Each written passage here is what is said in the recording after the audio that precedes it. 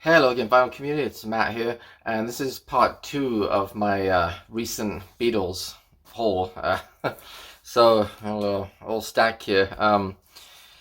So, as many of you may know, uh, the fairly recent mono remasters, which came out in 2014, those are now extremely hard to come by, especially at a good price. I was fortunate that just pure luck that I bought about half a dozen of them when I was first starting to build up my Beatles collection several years ago, and back then they were like $20 to $25 a piece. No big deal. And now most of them go for over 100, and I think they just stopped pressing them, and so people are still trying to get hold of them, and supply and demand. But what occurred to me was that at some point we might run into the same problem with the 2012 stereo remasters. Now, those were remastered from the 2009 digital masters, and so it's going to be a little bit of a different sound, perhaps, than the stereo analog pressings that maybe we're more used to. But yeah, I thought to myself, I'm gonna as I come across, so I'm gonna start picking those up, and so I do have a number of them here which I'll now show you guys. I don't have all of them. I have 5 or 6, I think. But first up, Please Please Me. And again, you're going to see on most of these, we have this kind of a white and green label that says it's remastered. And in this example, it says, this album has been prepared using the 2009 digital remasters, which had been created from the original stereo analog master tapes. In the case of Please Please Me, there's a little bit of an exception here where it says, except for side 2, tracks 1 and 2, so that's referring to Love Me Do and P.S. I Love You, which are from the original mono analog master tapes.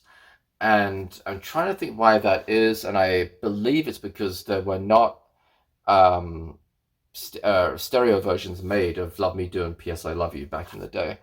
And the tapes no longer exist in order to do that, so you either kind of go with mono or like a fake duophonic stereo, which is not really ideal either. So I think that's the reason for that. And again, I'm just picking these up as I find them. Some of these I found in record stores. I think a couple came from Best Buy. I think one was online for a good price. So that's kind of my thinking. I'm just wondering if at some point we're going to run into the same situation where these digital remasters aren't going to be available anymore, and suddenly they're going to shoot up in price, and I'm going to wish that I picked a few of them up.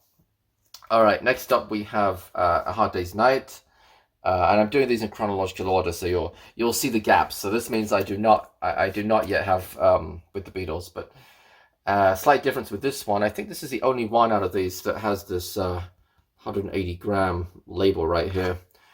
Other than that, we've got the similar white and green remastered label here, and basically the same little blurb as before. This album has been prepared using the 2009 digital remasters, which have been created from the original stereo analog master tapes. No exceptions this time, and of course this is the UK Hard Day's Night. It's not the same as the Beatles or the US version of it. And these actually, I've listened to a couple of them. I was very pleasantly surprised. I didn't know what to expect. I'm sure that the 2009 digital remasters were probably high-res audio, like 24-bit. I don't know what they were using, but yeah, I listened to a couple of them and I was really surprised. They sounded really good. You always prefer analog if given a choice, but again, part of the reason for grabbing these is more hopefully with foresight, foresight that I wish I'd had a few years ago, and I picked up even more of the mono remasters. But anyway, next up we have Beatles for Sale. This came from a record store, and yeah, not too much to say about it. That's the back of it. I guess it was $25. This one says made in Canada. I don't think there's any difference. It's still going to be Capitol Records, I guess. Well, maybe not. It just has EMI and Apple on the label here, so I'm not too sure about that. But Next up, we have Rubber Soul. Great album. This came from, well, from Best Buy, I can tell from the price sticker. And yeah, 21 bucks. And this was the same kind of price that the monos were going for a few years ago. And now, like I say, you if you can find any of them for under 100, certainly under like $80, you're doing really well. And yeah, nothing too much to say. Well, actually, no, there's a difference with this one. So, this album has been prepared using the 2009 digital remasters, which had been created from George Martin's CD mixes made in 1986. Now, there's a little bit of a story behind that, and you're going to be able to tell that I didn't prepare for this video. But as I remember it, when it was coming time to put out the Beatles catalog on CD, which would happen in 1987, so this was from the year before when they're starting to do the preparation for that, George Martin decided that he would remix both Rubber Soul and I think Help.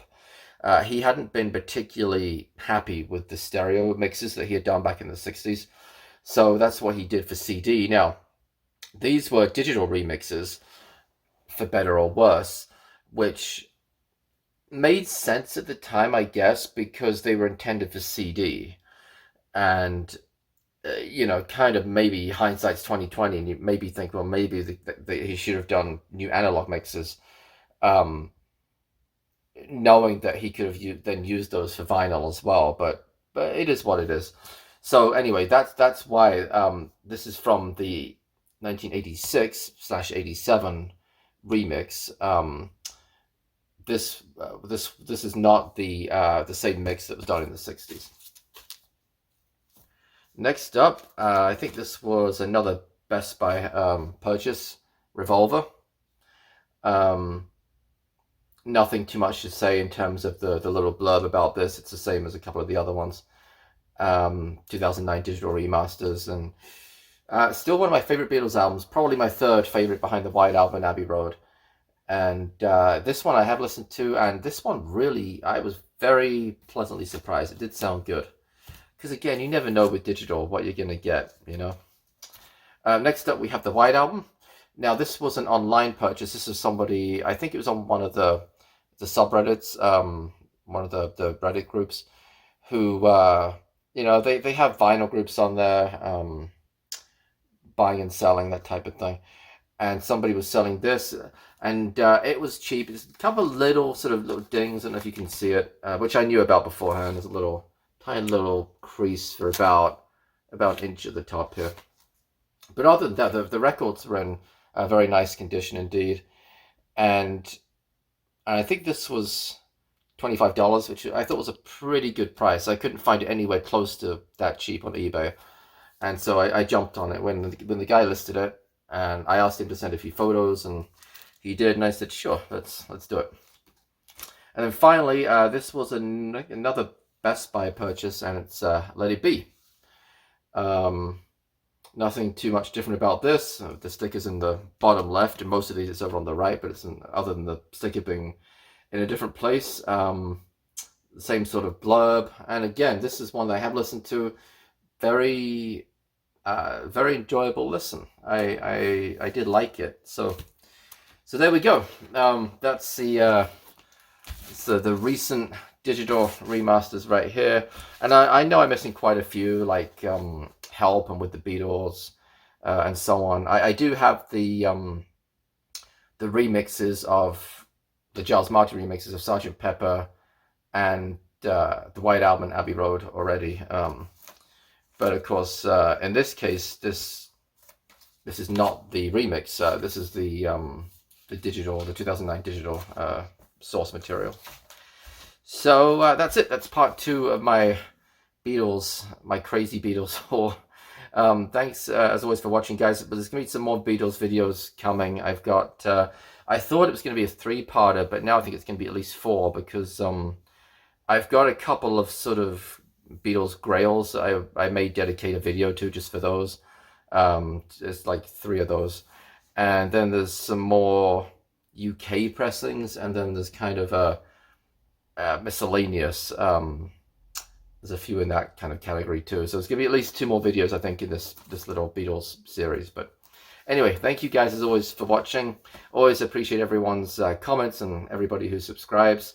And until next time, bye bye.